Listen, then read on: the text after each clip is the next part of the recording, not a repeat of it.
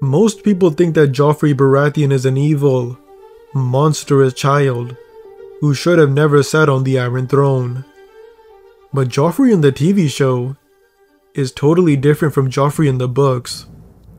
In the books, Joffrey is a kind-hearted, sweet individual. In the books, he literally helps pregnant females give birth, but I'll talk about that later on. But Joffrey's story goes very deep. Isn't that right, Shift X? Joffrey is a fantasy hero. He goes on adventures, falls in love, and fights to save the realm. As a bastard, Joffrey feels rejected, so he searches for family and identity, and he struggles to do the right thing in a morally complicated world. In Book 1, Joffrey goes to Winterfell. Winterfell is located next to the Soviet Union, and it's rumored that Winterfell and the Soviets had a motive to overtake King Robert. This could happen in the next book, The Winds of Winter. But when Joffrey arrived to Winterfell, people said he was the most beautiful, kind-hearted prince to ever walk Winterfell. And because of this, people got jealous. Joffrey's evil uncle Tyrion, who works for the CIA, is jealous that Joffrey is handsome, tall, kind, smart, and funny. And that was when the abuse would start against Joffrey. One word, and I hit you again. I'm telling Mother! Jealousy is something that can take over anyone. In A Dance with Dragons, Euron Greyjoy states his relationship with jealousy. Joffrey then goes to Sansa. Sansa has a disease called Ebola, which she got from eating White Walkers. And Joffrey shows that no matter what, he will always be on her side. Author George R.R. Martin said on X videos that the only thing worth writing about is the human heart in a conflict with itself. But Sansa has an Ebola spasm and her crazy sister and some butcher's boy jump Joffrey, because sometimes people feel like they don't deserve the best for them, and since they can't have the best, no one can. So Joffrey is not only a victim to his evil uncle, but also the Stark girls, and Joffrey is sent into the Hall. Joffrey gets some allegations thrown on him, but luckily for him, his loving, kind-hearted, loyal mother Cersei defends him. But his father, Robert Baratheon, who is probably on the Epstein list, he attacks his own son. You let that little girl disarm you. But just like in real life, the truth prevails. Ned Stark, aka Oathbreaker, aka cheated on his wife during the rebellion with some Danish baddie, he started to spread false rumors that Joffrey was a child of incest. This is most likely a projection because Ned Stark's parents were siblings. Ned Stark's father was Brandon Stark and his mother was Daenerys Targaryen. So this is most likely projection. So these rumors are obviously untrue, since not only does Joffrey have his mother's hair, but he also has his father's game at pulling baddies. Joffrey is more Baratheon than Lannister. It doesn't take long to notice. But the evil, shit for honor Ned Stark, he was the spreader of false propaganda, and saying Joffrey isn't the true heir, so he can sit on the Iron Throne. He admitted it very soon after. Trust of my friend Robert. I swore to protect and defend his children. But before his blood was cold, I plotted to murder his son and seize the throne for myself. This is the world of A Song of Ice and Fire. No matter how kind of a prince you are, evil Nazi assholes like Ned Stark will try to take you off the throne for their own personal gain.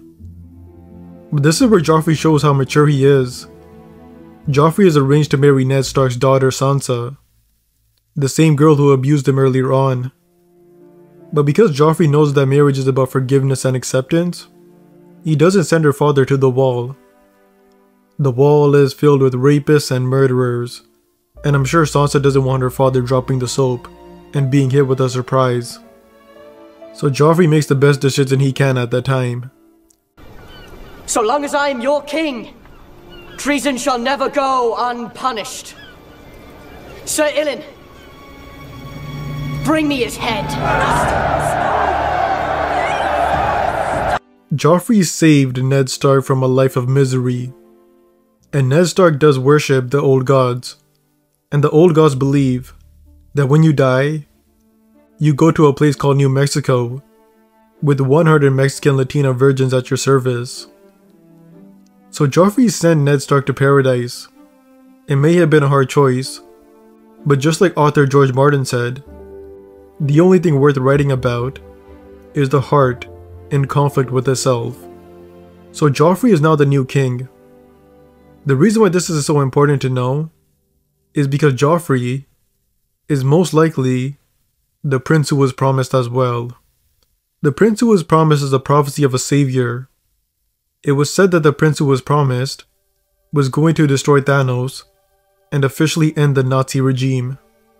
The Nazi regime in Westeros was happening at the Wall, where a man by the name of Jon Snow is planning to let in all the White Walkers, and people like Euron Greyjoy and Ramsay Bolton are trying to stop him. But Joffrey may be the foreshadowed prince. Melisandre, who can kind of see the future, she worships her gods, and she once said, "I asked God to show me the prince who was promised in the fire, but all he shows me is Joffrey Baratheon." So Joffrey is most likely the prince who was promised, but it's also prophesied that the prince who was promised will wake dragons out of stone. And the currency in Westeros is called dragons. And Joffrey is a Lannister, who are the richest house in Westeros. So Joffrey could wake dragons out of stone. By having so much money, he has to put them in stone castles and stuff. A lot of people think that the random character Daenerys, who is Ned Stark's mom, who is currently having diarrhea in the books, is the prince who was promised, because the prince who was promised could be gender neutral and could also be a woman. The prince who is promised will bring the dawn. I'm afraid I'm not a prince. Your Grace, forgive me, but your translation is not quite accurate. That noun has no gender in High Valyrian, so the proper translation for that prophecy would be the prince or princess who was promised will bring the dawn. Now that could mean woman, but it could also mean trans woman. And Joffrey could actually be a trans woman. Joffrey has had many incidents where it's very, very loosely implied that Joffrey is a trans woman. And the most hard-hitting evidence is the one where he helped a pregnant female cat. This scene is not in the TV show, but in the books. Stannis tells a story when Joffrey was a kid. He found a pregnant cat, and he really wanted to help her deliver her babies. So Joffrey pulled out a knife and cut open her stomach, and out came the kittens.